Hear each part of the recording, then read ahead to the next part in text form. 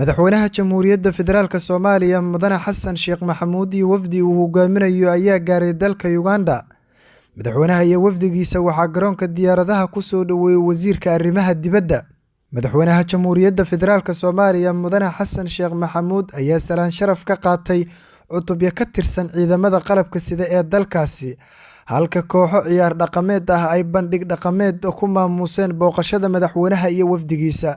Madaxweyne Xassan Sheekh Maxamuud oo booqashadiisa dalka Uganda ay qaadanayso 3 maalmood ayaa wada hadallo ku qotoma xoojinta iyo horumarinta xiriirka labada dowladood iyo sare u qaadida iskaashiga la qaadan doono dhigiisa dalkaasi Mudane Yoweri Museveni.